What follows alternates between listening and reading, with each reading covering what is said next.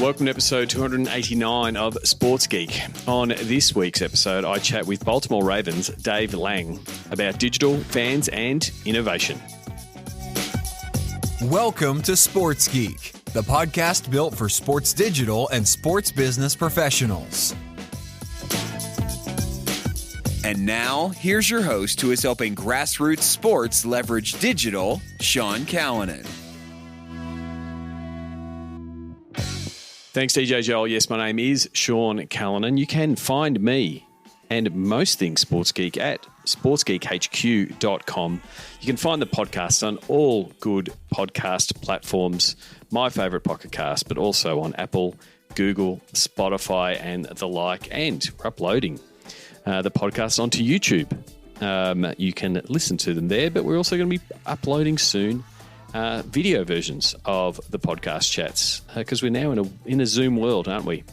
Also, don't forget you can subscribe to Sports Geek News, which comes out every week. It's got all the links, everything that I read that you should be reading. You can sign up for that at sportsgeekhq.com/SGN. Join over 4,000 sports executives that read that on a weekly basis. As always, if you want to reach me anyway, you can do so via email, Sean at sportsgeekhq.com, or send me a tweet at Sean Callanan, or send me a DM on Twitter or LinkedIn or the like.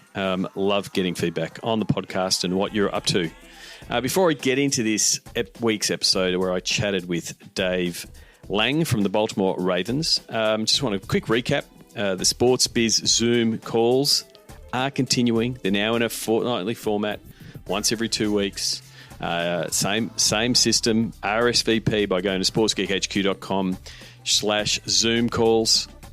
We have powered past 60 calls so far in 2020. They've been terrific for me to stay connected with you and have conversations around what is happening in the industry, both here in Australia, but also talking to people in the US, in North America, in Europe, how we are all adjusting to what this new world is currently offering, dealing with a pandemic and the challenges that it does provide, but also some of the opportunities. So there are 4 Zoom calls remaining for the year. November 10, 11, if you're listening to this very, very quickly, you should be able to still RSVP. We're going to talk about planning for 2021. Surely next year will be better, but how do you make plans for 2021 coming out of this? And then November 24, 25, we're going to dive into the data and sponsorship piece. We did scratch on it a little bit earlier in the year, but I feel like there's more to work there.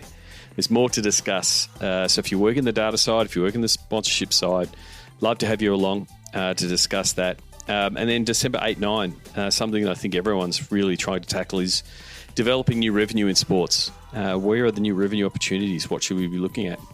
And then the week before Christmas, December 22, 23, I contemplated not having a Sports Biz Zoom. But then I thought, hey, it's been this weird kind of year. Why not have a Sports Biz Zoom Christmas party? So get festive. Come along. It'll be mainly networking, but let's try to have some fun. It's been a challenging year. So please come along. Go to sportsgeekhq.com/Zoom calls. Really do appreciate everyone coming along and locking into their calendar to do a bit of networking, a bit of learning, a bit of sharing of ideas. They've been tremendous to me, and the feedback I have been getting from people who have been coming along has been the same. So if you haven't come along yet, lock in a time, clear your calendar for an hour.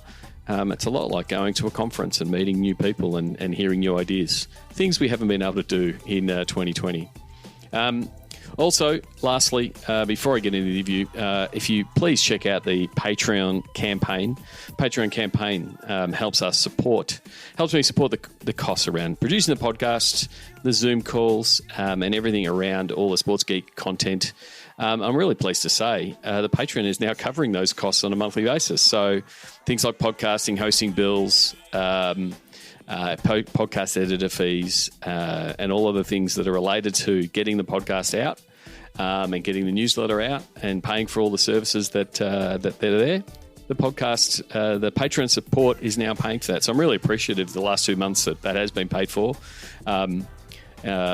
And really, I really do appreciate the people who have supported people like Shaquila Williams. Shaquila, I hope I've said your name right. If I haven't, please send me a message and we'll get it right for next time. She came on board as a Patreon subscriber, as did Luke Woolley. So I really do appreciate people who have come on board as supporters. You can do so for as little as $4 a month, $10 a month, $20 a month. You can pick. And additionally, now Patreon has actually added the ability to do it in an annual form. So rather than getting a small little charge on your credit card that you keep having a look at and trying to figure out what it was, you can now do it annually. So if you want to become a Patreon subscriber, you can do so and get a 10% discount as an annual subscriber. If you're currently a monthly subscriber, you can change to an annual subscriber. So simply go to sportsgeekhq.com/Patreon or patreon.com/sportsgeek. Both links will get you there. As always, really do appreciate it. I'm very thankful and grateful for the support that I have been getting, both for the content that I've done over the last 7 odd years in the podcasting space and the newsletter space, and then in the last year with the Sports Biz Zoom calls. Really do appreciate it. It does give me a lot of gratefulness and drive to continue producing this content. Also, don't forget, I'm not just a podcaster. I'm not just a newsletter creator. I'm not just a moderator of Zoom calls. I do like working with people who listen to the podcast. So if you've got planning to do for next year, new content initiatives, you want to tackle particular platforms, you want to grow your audience, you want to better deliver for your sponsors, let's chat. Go to sportsgeekhq.com/work. Let's get on a call, or maybe even a Pick My Brain session might be the thing that you or your team needs. Please reach out. Love to work with podcast listeners. Now, here is my guest. He is Dave Lang from the Baltimore Ravens. Enjoy.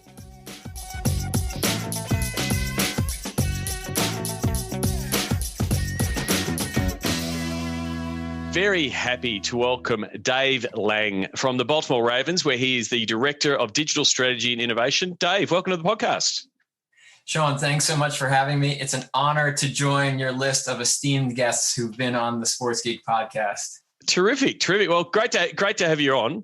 The way I open up most conversation is how did you get your break into the world of sport and sports digital? Sure. I kind of felt like I took a different route than a lot of other people. A lot of people at the Ravens, and I know in the NFL and other sports, they started with many sports internships. After I graduated college, was working at a small marketing advertising agency, only about 20 people. And I was a web developer, and I also served as their default IT guy since they didn't really have one. And I did that for about 2 years. And we'd always listen to sports talk radio during the day. And I remember coming home one day saying, I should be doing something in sports. I didn't really know what that was, and I had no experience. And, I needed a foot in the door somewhere. And then somebody that I went to college with was working for the Ravens. He still is working with the Ravens. He told me about an internship opening. And he said, I don't know if you're interested in leaving your full-time job, but if you'd like to move to Baltimore and want to get into the sports world, it's an opportunity I think you'd be good at. So I thought about it, and I applied, got it, and, decided to forego my full-time salary and benefits to take a chance. And I think I had this idea in my head that if I just, worked my butt off, that they'd have to hire me. Yep. And I mean, that is what happened, and I got lucky, but I realized that is often not how it works out. You can have the greatest intern in the world, and if there's no spot for them, then they have to find another opportunity. But I will say I lucked out in the sense that the world at the time, this was 2007, digital media was growing so much. I mean, this is pre-social media and apps and all. So our digital media department was 2 people at the time, and we have since grown to about 25. So I was just right place at the time. It is. I mean, and a little bit similar to my story. You're geek before sports geek. So having some of those coding skills in that early digital days, I've been lucky enough to speak to people like, I've been using Jeremy McPeak as an example with his Twitter handle being Suns Webmaster. You're in that early space of this is what the early web looks like. This is what the early websites look like for the Ravens. And like you said, pre-social media. So that is, digital years, I think they're more than dog years, right? Like 2017 is many, many different iterations of the internet ago. And your role has expanded and evolved as digital as has grown. Oh yeah, I mean, in the beginning, I feel like over the years I've done a little bit of everything in our digital space. I created our Facebook and Twitter and Instagram accounts back in the day, and our first mobile website, and then launching our first app over a decade ago. So now my role, in my current role as Director of Digital Strategy and Innovation, I focus on the new technologies and anything in the digital space that touches fans, any ways that we engage our fans digitally. So whether that's through AR, VR, CTV, the app, I say all the different acronym things. Yep. Like you're ticking the box. If you're listening there, you're playing your buzzword bingo right now. Dave is like, you filled the card. So that role, like, where does that sit in the org? Because I'm really interested in seeing where, digital plays a role in the org, but also how an org is structured from a digital content point of view, digital product, like you said, apps and the different platforms. Like, what does the the setup look like at the Ravens, and like, where do you sit and where do all the different parts work together in the digital space?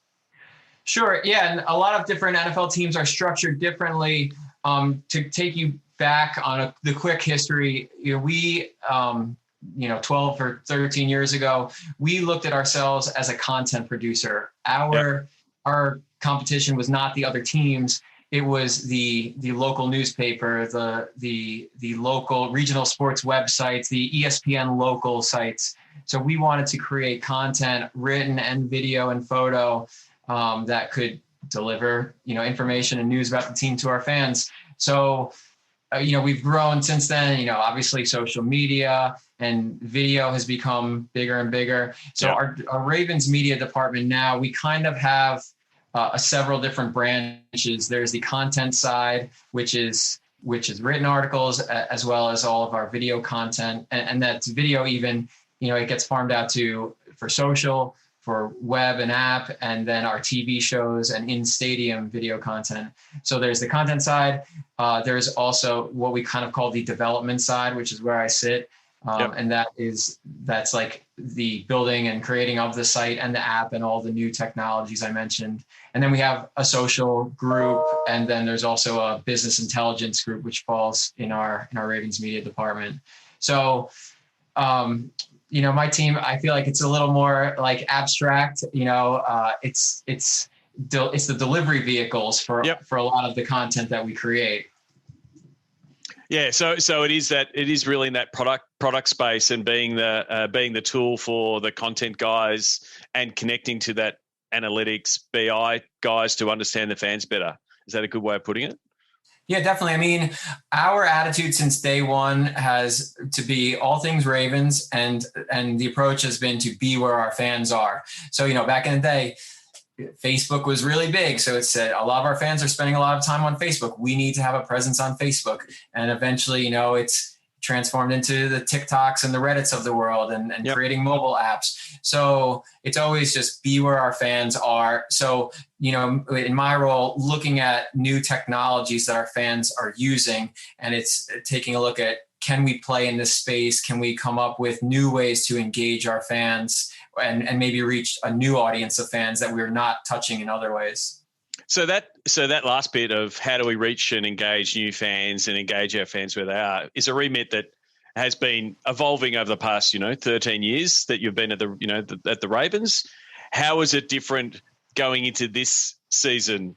Doing the plans for a season during a pandemic. You would have had plans for the season, and they get changed. Like, what were some of the changes that you had to do from your role to get things ready for the season, which has, its obvious challenges? Well, I would say on the digital front and from our Ravens media department front, we planned on doing all of the things that we had hoped and planned to do pre-pandemic.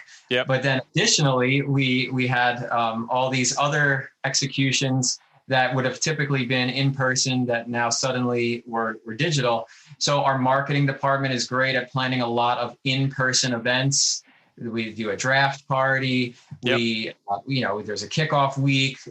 There we have a giant female fan group, and we do a big evening event for them every year. So now all of these, the challenge became, how do we still do all these events, but in a digital way? Do we use Zoom?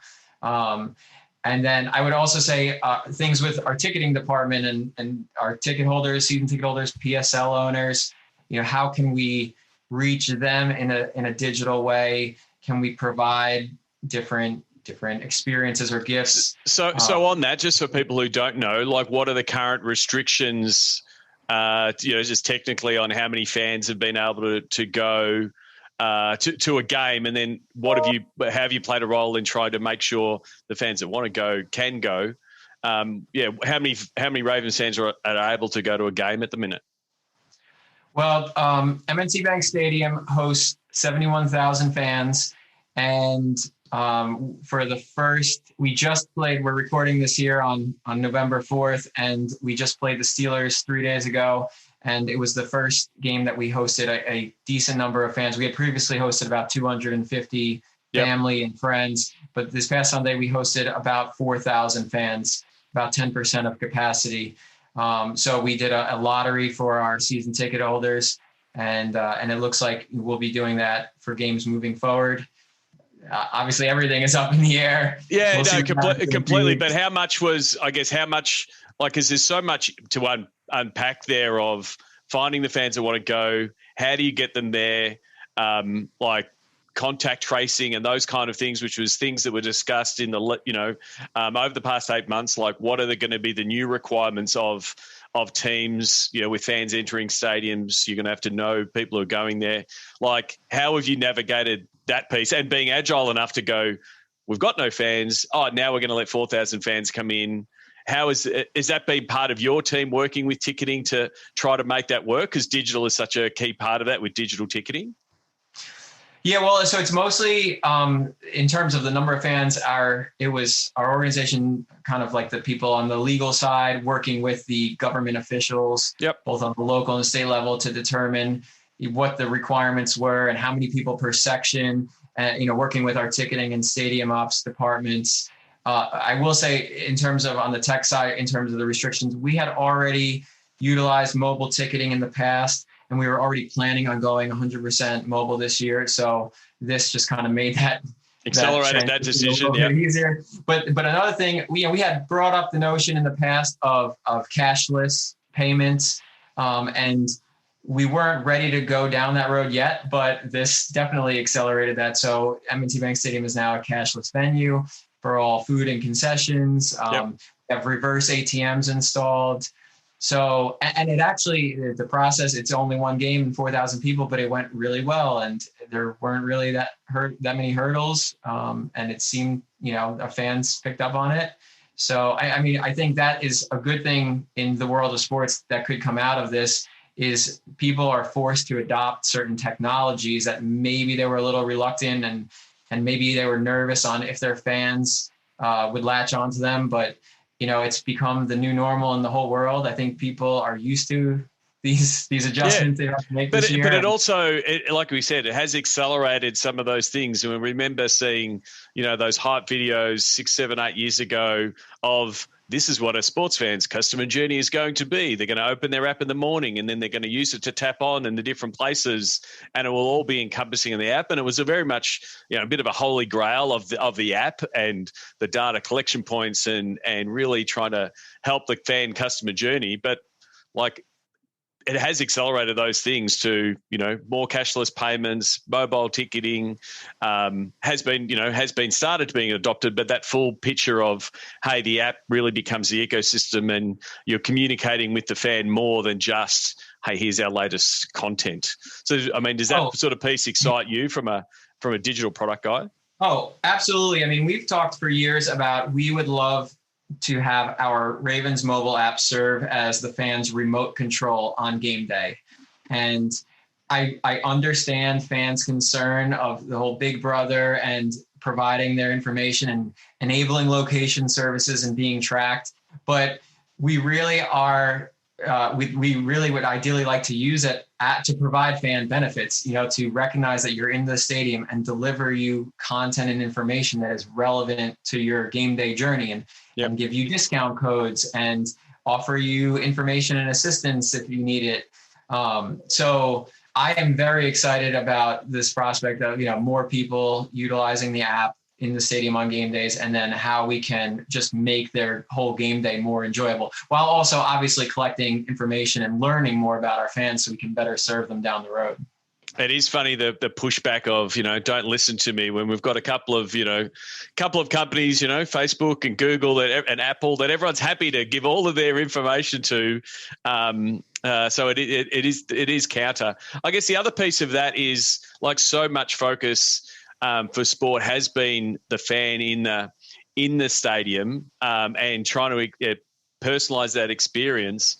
But 2020 has sort of really turned the focus back to the fan at the home, and there are more fans, not in the stadium. Have you sort of shifted your focus a little bit of where, trying to engage your fans where they are, especially in a case when they can't actually be in the stadium?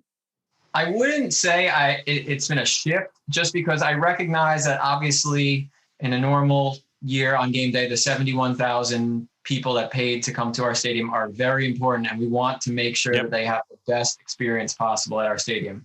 But I've always been cognizant of the fact that we have a whole lot more fans outside that stadium than inside, and people only come to our stadium 10 days out of the year. So how can we engage them 355 other days? That's something like, when you talk about some of the other different technologies, I don't necessarily think that they are targeted at the in-stadium audience. It's the way that we can engage that fan that is not able to come to Baltimore for a game, and how can we still provide them a really cool way to connect with our team, other than just watching our games on TV. Yeah. I want to move away from the tech piece and go back to that point you're sort of saying, that, being the source for content, for Ravens, and seeing yourselves as a media player. Looking at some of the content that you have produced, one of the channels that you've done a lot of work in is podcasting. Being a podcaster myself, really interested in the sports teams that do dive into podcasting. I think it's a largely underutilized platform. How have you guys found podcasting as a platform? You've got a few different podcasts out there. Are they, how are they going, and are they connecting with the audience? Are they serving the purpose you're looking to serve? Yeah, well, I can't remember when. It was maybe at this point 4 years ago. You read all the literature about how engaged the podcast audience is, and just the growing numbers, more and more people listening to podcasts. So again, it was just, this is another space we need to be in. I have to give a huge shout out to Ryan Mink, who's our editorial director and written countless stories on our site. He really drove the train on this and wanted to get into the space. So we first launched a weekly podcast. It's our two main writers, and they kind of just discuss all topics Ravens. They have guests, interview players, and all. And then we've done several more feature type podcasts, where we interview former players to see what they're doing now. And then you mentioned, I think you just mentioned Black in the NFL. Yeah, so that was one that I was going to mention. You've just launched Black in the NFL, hosted by Clifton Brown, which addresses a big part of what's going on in the US around social justice, and sort of launching those. What I like about your strategy, you sort of touched on it there, is you've got multiple different types of podcasts, because a lot of people think of a podcast and they look at this, two people talking about stuff, right? Which is what my podcast is, which is what your first one is. But then there's this idea of these pop-up, special focused, on a topic, short run, limited edition, that doesn't require, hey, we've got to do 40 episodes. It doesn't require the same thing. It's still a lot of effort, but there's a real opportunity there to hit a certain topic and to hit a certain message. And you spoke then about Black in the NFL. That does definitely hit a topic that both your fans and your players are really passionate about. Yeah, and it was actually something that was being discussed, and Cliff had the idea for it earlier in the year, before all of the the social injustices, that we saw take place over the course of the last few months in America. And then obviously it just became a much more of a hot button topic and something that became a true subject that our players and our owner were very passionate about and at the forefront of discussing. So it just became even more important for us to deliver this message to our fans. We realize that people come and follow the Ravens because they want to hear about football. So it has that football component, and there's interviews with a lot of players and people in the NFL. But it's also, we're not blind and ignoring what's going on in the world right now. And there's important topics off the football field that need to be discussed. So it just was really important for us to be involved in that conversation.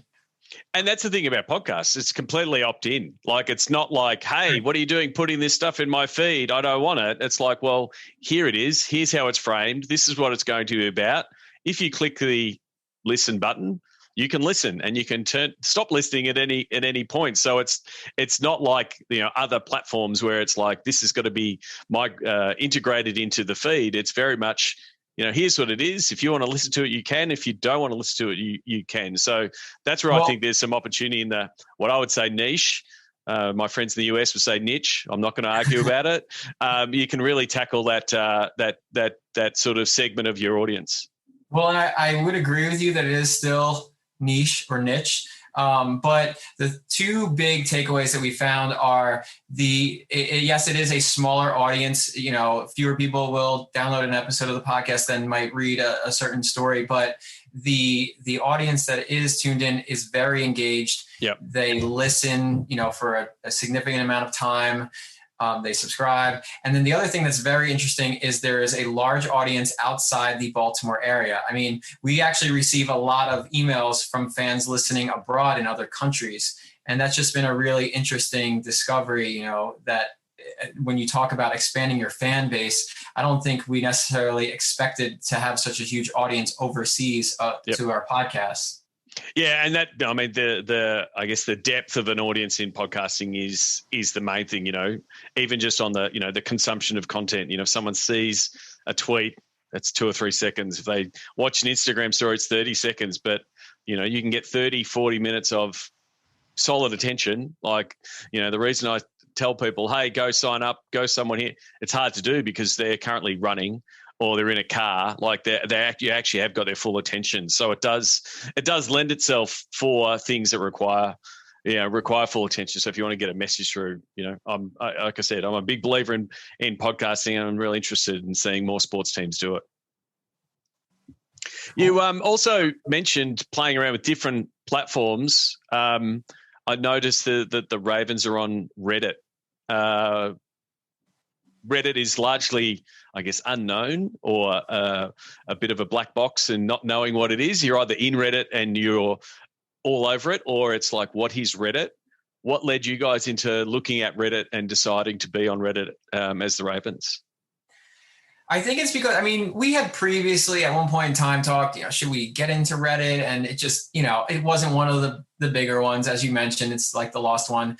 But then at one point we were on Reddit and kind of poking around, and we noticed that there was a pretty active, vibrant Ravens community there that was having a lot of active discussions, just like really good discussions about the team. And I also kind of feel like they felt siloed, like the team wasn't ever acknowledging them or involving ourselves in their discussion. So we just said, again, be where our fans are. This is another audience here, and we should join the conversation. So, and then it's funny, once we did create a presence on Reddit, the Reddit audience was thrilled, and they were just happy that we were kind of acknowledging them and joining their discussion. So, any way to reach new fans, we're interested in trying.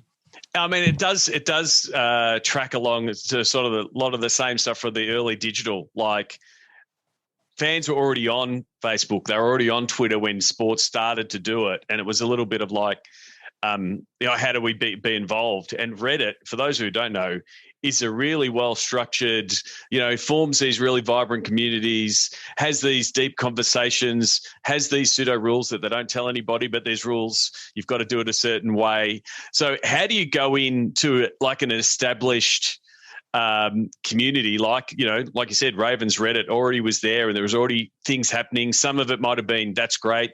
Some of it might have been a little bit, and this is what people see the risks. Oh, hang on, we don't want to be near that type of commentary. But how do you go in and be authentic and not just go, hey guys, we're slapping a Ravens logo on this content and now we're here? Because that can go the wrong way really quickly if you don't execute it correctly.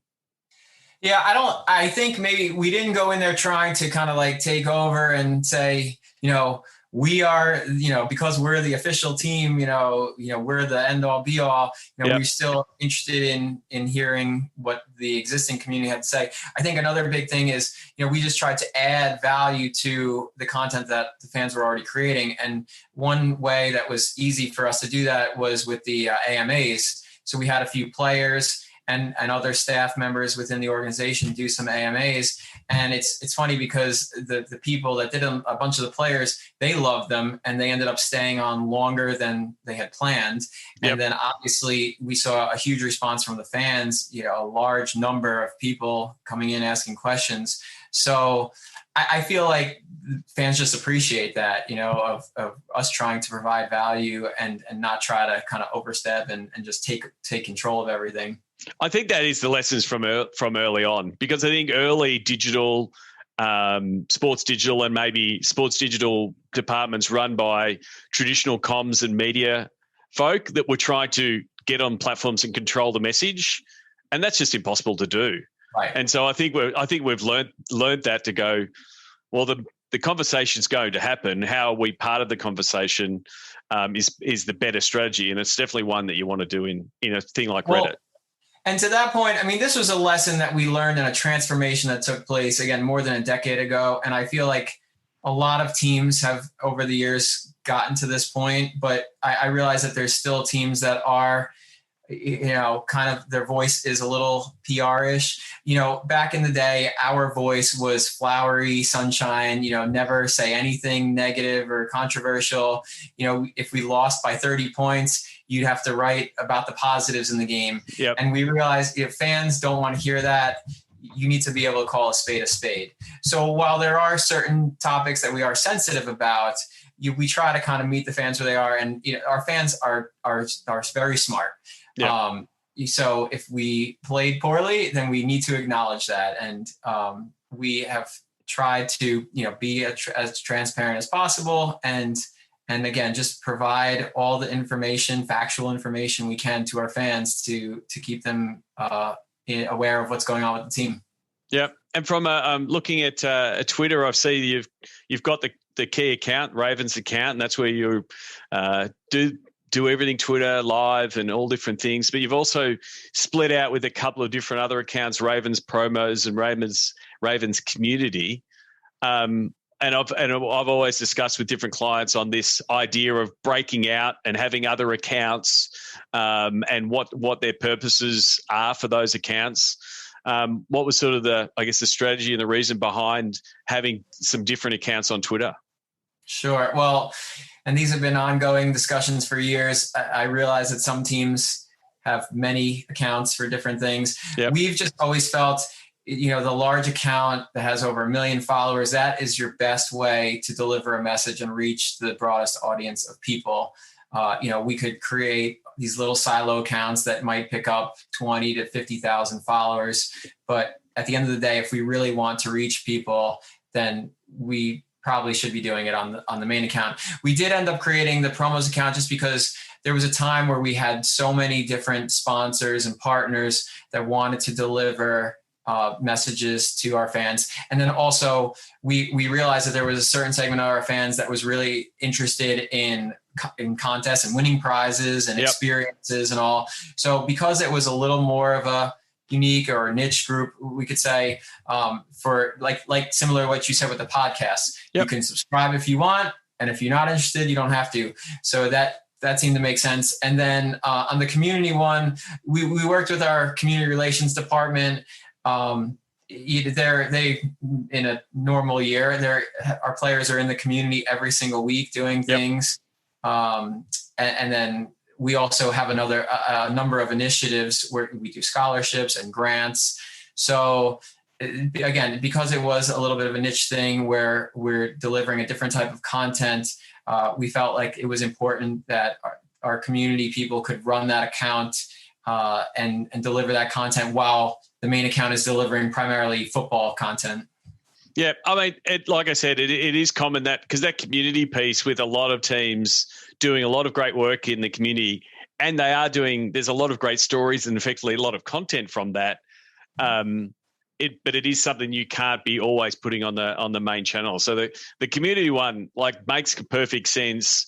You still it doesn't mean the Ravens account and the main account doesn't talk about all the community initiatives. It just gives you a way. We retweet a lot of their things and we post things on the main account. But it's kind of like you said, our players are very active. We have a lot of players just doing things in the community, and we just didn't want on multiple days a week our main feed to just kind of be a mix up of, we have all these community initiatives, but then also the press conferences and football stuff. It's just be a lot that would overwhelm fans. Yeah. And that's what comes down to, what you review, when you're doing a review and where the content is. And that's normally when we get to that. Yes, it makes sense to break it off to have its own entity when it's got enough content. That's to me, that's where the lever is. So it's that if it's got enough content to sustain it, because the worst scenario is when you go and create a channel that doesn't get any love. And it's why are we doing that channel? We don't have enough. But something like community, always has enough content. And I think you hit the nail on the head there too. Other ideas that we've had for potential sub accounts, you think about it, are we going to be able to populate this every day, every week of the year? What happens in the off season to this channel? Would we end up only posting twice a week on it? And, if the answer is yes, it's it probably doesn't make sense to have that. Yeah. And that's the same one. And, should the mascot have socials accounts? All of these things, it's if there's content and people want it, then it does make sense. And then the promos one, I've got a explainer of different fans. There is definitely those fans that are the content enterers that always want to know about it or get the deals. That's exactly what it's for. And if you've got the content and throughput, it makes sense. It makes sense to have it to say, if you want to be the first person to enter or get all these deals, that's where it goes. So it makes perfect sense. And so from a sponsorship point of view, how much more work is the digital team trying to, make good or convert different campaigns and deliverables you would have been doing for partners? Previously they might have done them as a stadium activation, but like you said, there's only 4,000 people in there. Or other things that can't happen in, because of COVID. How much more are you and the digital team working to deliver solutions for your partners now? Is it from a digital point of view? Definitely. I mean, it's been a challenge this year. I feel like it's no secret, that there were so many different activations, executions that were in person that were lost, and obviously teams want to maintain that revenue. So what make goods are available, and, they are largely digital based. And I would say it was already, the trend was more digital to begin with. Back again, a decade ago, digital, I feel like, was a throw-in in these sponsor packages, or it involved just a series of banner ads on your website. That was it. Then over time, it's become more of an ask from sponsors. And even more recently, it's tough to just put together a typical rate card or some type of a la carte option list, because everybody wants something custom or they want content.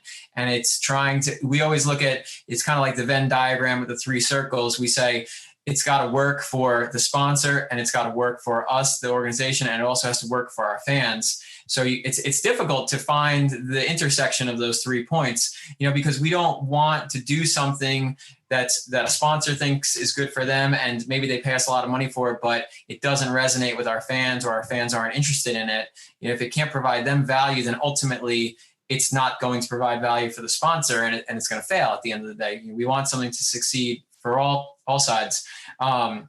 So yeah, I mean, starting with the draft this year, integrating sponsors into everything we were doing draft wise, and trying to find logical fits and tie-ins into a lot of the content. And we try to avoid creating new pieces of content specifically for sponsor purposes, because like I said, we want these things to succeed. So we prefer to test something out and know that it's something we want to keep doing and it's worth doing, and our fans have an interest in before we attach a sponsor to it. But yeah, there's been a lot of that in this whole COVID situation. So from the content pieces, which you're just talking about there, like developing content series or franchises that work for different partners, has been something that a lot of teams, that has evolved over the past 10 years. And like I said, there was that rapid development of what else have we got that's happened in 2020. But as far as like the campaigns of, data capture or trying to drive sales leads and stuff, where do you, what are some of the things in your kit bag? Where do you send people? Are you trying to drive people to the app to execute something in there, or are you trying to drive them to a website? Like, is that part of your, I guess, your remit and trying to pull those pieces together to make those pieces work? Yeah, I would say the app and the website. I mean, a good example I can give you, basically when we knew that we weren't going, or we had an idea that we wouldn't have fans at games, I started to look at everything we do on game day in person and decide what of these items can we create or recreate in the digital space. Yep. And it was a pretty lengthy list. And there were some things where I said, that's an in-stadium only. There's no way to recreate that experience. But one of the things, we have a thing called Ravens Walk. It's a very large tailgating area outside of our stadium. It's open to the public. Yep. We have games and activations, and there's a lot of sponsor tents, whether it's collecting signups for contests or giving out free items. Yep. So we knew with people not being able to be around each other, there's no Ravens Walk in person this year. So one of the big things was creating a virtual Ravens Walk where people they could go in the app, they could go on the website. And I realize it's not as fun as, hearing the live band and picking up your free coffee. But we tried to provide the same benefits, contests and fun, activities in the app and on the website that people can get on a game day, and looked at other experiences like that, different traditions that people have on a game day. How could they still continue those traditions in a digital way since they can't do it in person? Yep. So before we wrap up, I do want to look back at one of your fondest memories, 2012, being at a Super Bowl and winning. That was still relatively early digital from a digital platforms point of view. In the last 2 years, you've been in the platforms. There's more playoffs and more noise on everything. How do they compare? And what you're obviously striving to get back there and try to figure out what it looks like from a Super Bowl. How do you compare? Looking back 8 years on Super Bowl and what that was from an early digital, and sort of what the platforms and what the landscape currently looks like. Well, you made the point earlier about digital years are longer than dog years. And yep. I think the Super Bowl, which was 8 years ago, is the textbook example of that. I think any notes I have on what we did Super Bowl week, we can throw them out now. They are not relevant anymore. I remember, posting photos on Instagram as quickly as I could after the game because we didn't have good enough cell phone service in the stadium.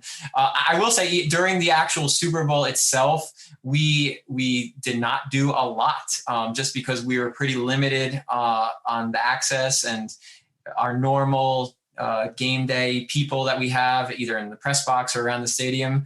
We just weren't given that by the league. And I feel like if we went back to the Super Bowl this year, we would probably have to demand some additional spots for people to create social content. It's a constant conversation I'm having where I'm lucky enough to work with clients that are in the big game. And the pressure is that, it's like a normal game, but let's times it by 50. And so the pressure for your digital and content and media stuff is to cover it at that 50x when, like you said, it's tough to do contractually and access-wise. But the thing is, all the attention is on the big screen TV, right? And so, they're not really, if you're really if you are, if you're a fan of the team, you're not checking Twitter and Instagram because you're super invested in the game. And so one of the strategies, we've always been, just capture it, capture as much as you can, because the fans want they want to relive it again and again and again. So it goes against what you do for every other game day when you get to that big game, that it's we need to cover it. But it's it's really well covered, from a TV point of view. I will say that we did have a little bit of that attitude in 2012 where people are not going to be on our website during the game. They're going to be watching the game. So we were more focused on the post-game coverage. I remember, right after the game ended and the trophy presentation, we all ran to our workspace underneath the stadium and the concourse level and, trying to wrap up all the post-game stuff to make it to the post-game party. I love what the Washington Nationals did last year. Their final tweet of the night after winning the World Series was we're signing off to go party, don't check in until tomorrow. Yeah. That was great. But you're right in terms of you're trying to capture it kind of for archival purposes. Everybody the next day and in the coming weeks is going to want to watch those wired videos and see the insider photos of the celebration and the parade and all. So it's a wild and crazy and very surreal time. Yeah.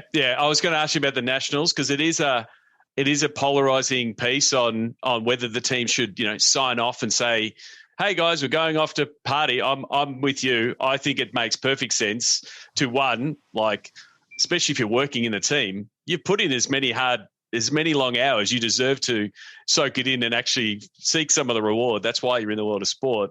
The fans aren't going anywhere. They're not going to, tap their keyboards furiously and say, I'm unfollowing you, I want more content. They'll just be there tomorrow morning ready to celebrate. So we had actually spoken with some of the teams that had been in some Super Bowls before us. And the one thing that a bunch of them said was, nobody is going to be on your platforms the day of the game. Yeah. Your traffic's going to be lower than you expect. It's all going to come the day after. So, we kind of kept that in the back of our minds.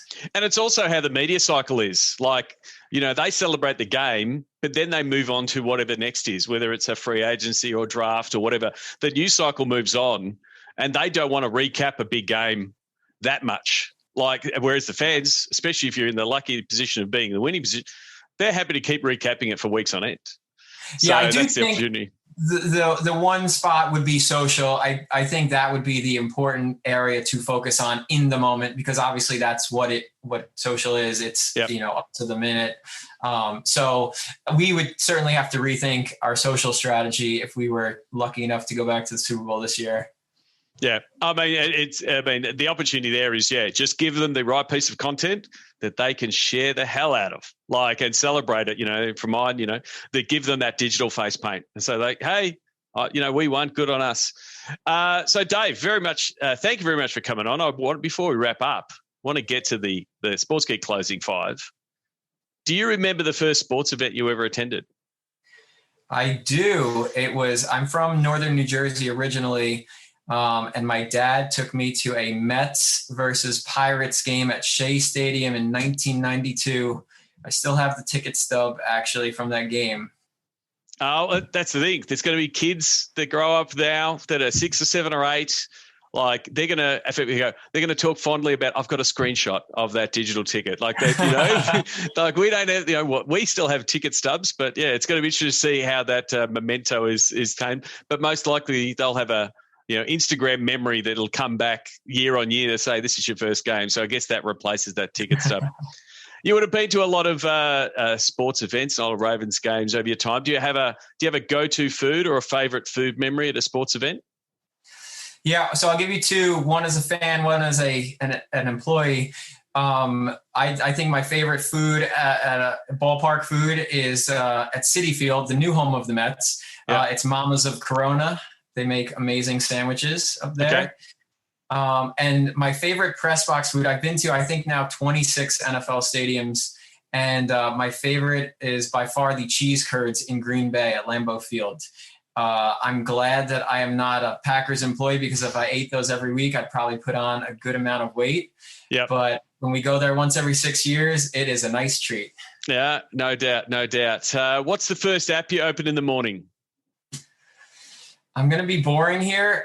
It's either my calendar app to see what I have on the agenda for the day, or Facebook. Yeah. I'm a big Facebook person.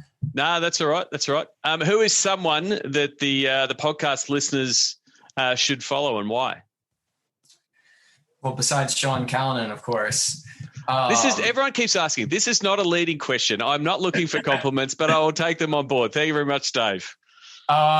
Let's see. A few people that I like to follow, Ted Leonsis, the owner of the Capitals and Monumental Sports.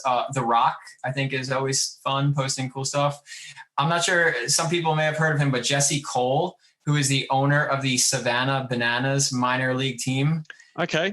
They do things a little bit differently. They're focused on the fan engagement. So I think he's a great follow. There's so much stuff that the minor league baseball does to ring every single, piece and, stretch every seat and every marketing and promotional dollar, that you only need to, look at one of their nights and go, how do I use Steel with Pride? How do we do a version of that? So it's fascinating what gets done at that minor league level. Yeah, the focus is on the fan experience and not necessarily winning. Yeah, definitely. It's more on that entertainment side of the sports entertainment space. It's a fun night out, and guess what? There's sports. And then I follow, lastly, I read Sport Techie and hashtag sports pretty regularly as well. Yep. Terrific. All terrific resources. Lastly, what social media platform is your MVP? And so you can, as you are now, you can have your Ravens hat on and talk about it from a Ravens point of view, but also personally. Oh, okay. I'm glad that you give me the two options here. Yeah, give you the two options, but you only get one vote for each option. Okay. Well, so if I personally, if I was on a desert island and I had access to one, I would pick Facebook. Yep. I'm in my late 30s, so I'm in that generation. I don't know. That's where I keep up with people, family, friends. And then I think in general, the world today, I would probably go with Instagram. Yep.